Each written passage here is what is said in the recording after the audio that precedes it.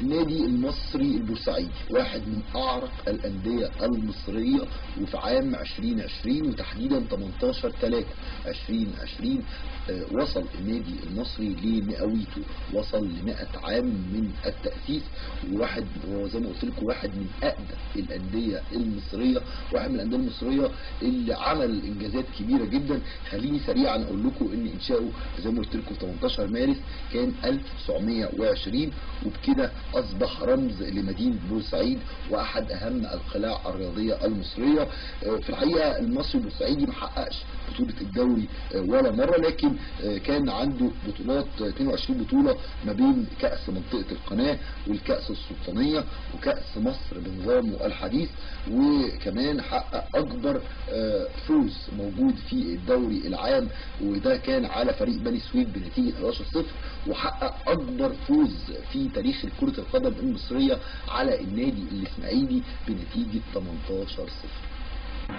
كانت فترة الثلاثينيات والأربعينيات من القرن الماضي هي الفترة الذهبية في مسيرة المصري، خلالها فرض سطوته الكروية على منطقة القناة، ويحمل الرقم القياسي للفوز ببطولتها التي كان ينظمها اتحاد الكرة قبل أن يحل الدوري محلها ليصبح زعيم القناة عن جدارة.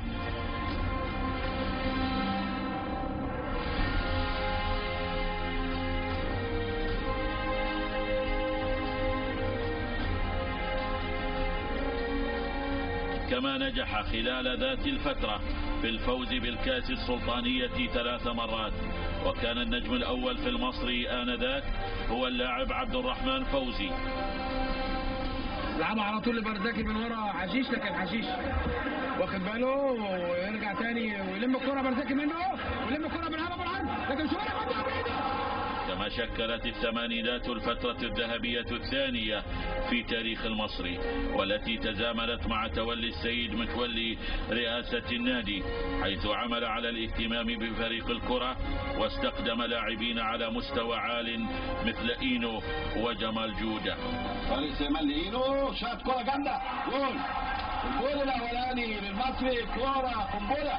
لكن ظل الكابتن مسعد نور هو النجم الأشهر للفريق في تلك الفترة، كما استخدم متولي مدربين كبار كان أشهرهم فيرنيك بوشكاش الذي لا زال أسطورة يرددها جمهور بورسعيد حتى الآن. وقاد بوشكاش المصري للمركز الثالث في الدوري موسم 79-80، كما كرر الإنجاز نفسه في الموسم الذي تلاه. وفي العام 1998 أحرز المصري لقب كأس مصر على حساب المقاولون العرب، وكان أول لقب يحققه في بطولة الكأس بعد أن خسر النهائي 9 مرات سابقة، وبعدها عرف الطريق إلى أفريقيا.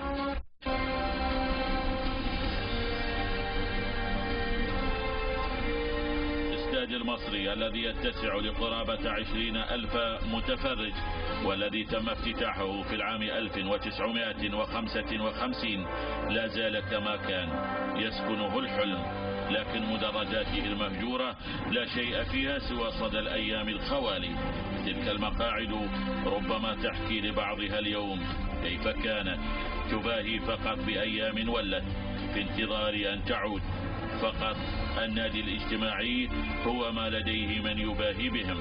بعض الملاعب والصالات وحمامات السباحة لم يتجاوزها الدهر، كما فعل مع الاستاد القديم الرابض على البحر يشكو إليه غياب الشمس.